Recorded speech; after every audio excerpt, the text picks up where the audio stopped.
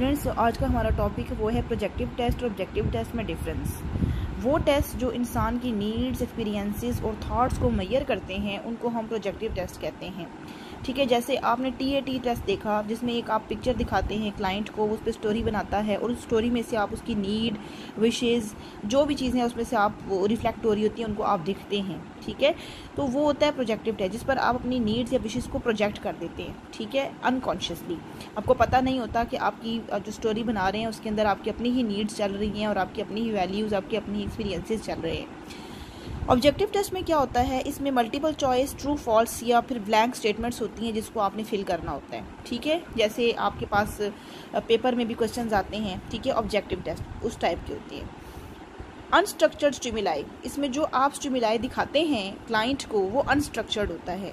जैसे कि रोशा टेस्ट है, ठीक है, उसमें इंक ब्लॉट क्लाइंट को दिखाते हैं ना, वो इंक के पैटर्न्स होते हैं वो आप उसको दिखाते हैं। ठीक है, उसमें कोई फॉर्म नहीं होती, कोई तरतीब नहीं होती कि यही चीज़ बनी हुई है जो क्लाइंट देख रहा है इसका यही मतलब है। ठीक है, अनस्ट्रक्चर्ड स्टिमुलाई। अब इसमें स्ट्रक्चर्ड या स्टैंडर्डाइज्ड रिटन फॉर्मेट होता है। ठीक है, इसमें जो आपको चीज़ नज़र आएगी, स्टेटमेंट बनी हुई होगी, ट्रू फॉल्स होगा, वही है जो आप देख रहे हैं। ठीक है, उसका वही मतलब बनता है जो आपको नज़र आ रहा है। मैं कहूँ कि आपके कितने भाई हैं तो उसका मतलब यही है कि आपके कितने भाई हैं।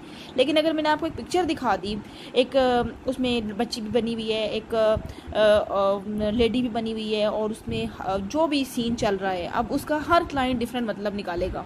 ठीक है, अनस्ट्रक्चर्ड का फिर ये मतलब हुआ कि यही नहीं कि जो आप देख रहे हैं उसका वही मतलब है और जो आपको नज़र आ रहा है वो बिल्कुल वही है। ठीक है, अच्छा, अब कोई जो है इंक ब्लॉट में तितली देखेगा, कोई इंक ब्लॉट में दो जादूगरनियाँ देखेगा। ठीक है, हर बंदे का अपना देखने का तरीका है। यही नहीं कि जो चीज़ बनी है वही बनी हुई है, बस इसमें यही मतलब बनता है। ठीक है, अनस्ट्रक्चर्ड स्टिमुलाई। आपने रोशा का टेस्ट देखा है ना, उसमें इंक ब्लॉट्स कैसे बने हुए थे, इंक पैटर्न्स कैसे बने हुए थे, उनकी कोई शेप नहीं थी। अब इंसान ने देख के अपनी मर्जी से बनाना है, उसको क्या नज़र आ रहा है। ठीक है, हर बंदा डिफरेंट देखेगा। स्कोरिंग इज चैलेंजिंग, प्रोजेक्टिव में स्कोरिंग चैलेंजिंग होती है। इवन के देखें जब पेपर कॉलेज में होते हैं तो जो लॉन्ग क्वेश्चंस आते हैं उसमें आप डिसाइड करते हैं कि इसको कितने नंबर देने चाहिए, 10 में से 7 दें, 8 दें, कितने दें, उसकी स्कोरिंग करना आपके लिए डिफिकल्ट हो जाता है। ठीक है, बिल्कुल ऐसे ही प्रोजेक्टिव टेस्ट होते हैं कि जो स्कोरिंग होती है इनकी थोड़ी चैलेंजिंग होती है। जो उस स्टोरी में से कितने मतलब निकल रहे होते हैं उनको देखना, उनको बयान करना बहुत मुश्किल होता है। स्कोरिंग इज़ ईजी, अब जो इसने यस नो किया जाहिर है उसका 1 नंबर है, 2 है, जितने मिल जाएंगे उसको ईजी स्कोरिंग है। इसकी एग्जांपल क्या है, टीएटी और रोशा। ठीक है, रोशा का टेस्ट जो इंक ब्लॉट वाला था, टीएटी वो जिसमें स्टोरी दिखाते हैं क्लाइंट को और वो पिक्चर दिखाते हैं, वो स्टोरी बनाता है। ठीक है, थीमेटिक परसेप्शन टेस्ट। और इसमें MMPI, Minnesota multiphasic personality inventory, या फिर आरआईएसबी। ठीक है, Rotter incomplete sentence blank test. वो जो आपको नज़र आ रहा होता है स्टेटमेंट्स हैं, उसके आगे यस नो है, आपने उसको हाँ या ना करना है। ठीक है, वो हो गया। इंटरप्रेटेड रिस्पॉन्सेज, इसमें आपको रिस्पॉन्सेज को इंटरप्रेट करना पड़ता है। ठीक है, क्लाइंट ने स्टोरी बना दी, ठीक है, उसको जो नज़र आ रहा है उसने वो बता दिया, लेकिन उसको इंटरप्रेट आपने करना है फिर। ठीक है, इंटरप्रेटेड रिस्पॉन्सेज, फिर उसको आप उसमें से मायने निकालते हैं। इसमें क्या होता है, लिमिटेड रिस्पॉन्सेज, रिस्ट्रिक्टिव रिस्पॉन्सेज। ठीक है, यानी जो आपने दिया उसने उसका सिर्फ टिक लगा दिया, अब उसके अंदर आपकी इंटरप्रिटेशन नहीं बनती। ठीक है, कि इसका ये मतलब होगा, उसका वो मतलब होगा, बस उसने यस नो कर दिया। ठीक है, रिस्ट्रिक्टिव रिस्पॉन्स है उसका, कि उससे ज़्यादा वो बढ़ नहीं सकता आगे।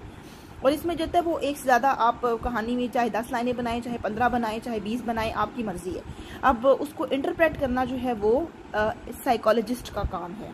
ठीक है, लेकिन इसमें जो है उसने यस या नो कर दिया तो बस वही मतलब है उसका, आपका 1 नंबर बनता है, 0 बनता है, जो बनता है वही मिलेगा। ठीक है, अच्छा, design to tap unconscious feelings, इंसान जो है उसकी अनकॉन्शियस फीलिंग्स को बाहर निकालने के लिए प्रोजेक्टिव टेस्ट बनाया जाता है। उसके दिमाग में क्या चल रहा है, अनकॉन्शियस लेवल पे क्या चल रहा है, उसकी पर्सनैलिटी ऐसी क्यों है। और इसमें क्या है, design to measure beliefs behaviours of which the person is aware, conscious.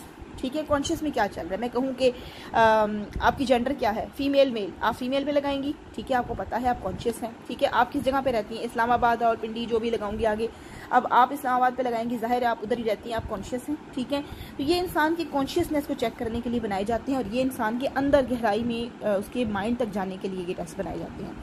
अच्छा, लेस रिलायबल एंड वैलिड, इसका मतलब ये होता है आप इनकी एतबार इतना ज़्यादा नहीं कर सकते। ठीक है, वैलिड का ये मतलब होता है जो चीज़ आपने बनाई है वो वही चीज़ मेजर कर रही है जिस मकसद के लिए बनाई गई है। मैथ का टेस्ट मैंने बनाया तो मैथ के क्वेश्चन नहीं रखूंगी मैं, उसमें साइंस के क्वेश्चन नहीं रखूंगी। रिलायबल ये है कि जो मैंने टेस्ट बनाया है वाकई मैं उस पर एतबार करती हूँ कि रिस्पॉन्सेज सही दे रहा है मुझे। कैसे ये रिलायबल और वैलिड नहीं है, देखिए, अब हर इंसान का अपना रिस्पॉन्स है, ठीक है, हर इंसान अपनी स्टोरी बनाएगा, उसका अपना मतलब होगा, हर इंसान की स्टोरी सेम नहीं होगी, ठीक है, और ज़रूरी नहीं कि वो जो बता रहा है उसमें वाकई उसकी नीड्स और विशेज़ भी आ रही हैं, ठीक है। तो ये लेस रिलायबल एंड वैलिड है। ये मोर रिलायबल एंड वैलिड होगा अगर मैं आपसे कहूँ कि एक ऐसे टाइप क्वेश्चन है, ज़रा उसकी मार्किंग करें और ये ट्रू फॉल्स है इसकी मार्किंग करें, तो आप इसकी फ़ौरन करके आसानी से करके बैठ जाएंगे, कहेंगे हाँ इसमें एक ही नंबर बनता था, इसमें 0 ही बनता था, मैं इससे ज़्यादा इसको नहीं दे सकता क्योंकि इसका तो यही आंसर है, ठीक है। ज़ाहिर है आपको पता है वो रिलायबल और वैलिड है, ठीक है। लेकिन इसमें क्या होगा, आप सोचने लगेंगे कि इसके इस रिस्पॉन्स का ये मतलब है, इसका ये मतलब है। अब आप गलत भी कर सकते हैं, आप सही भी हो सकते हैं, कहीं ना कहीं आप भी इंसान हैं, आपसे भी गलती हो सकती है। तो इसलिए ये less reliable and less valid है और ये more reliable and more valid है।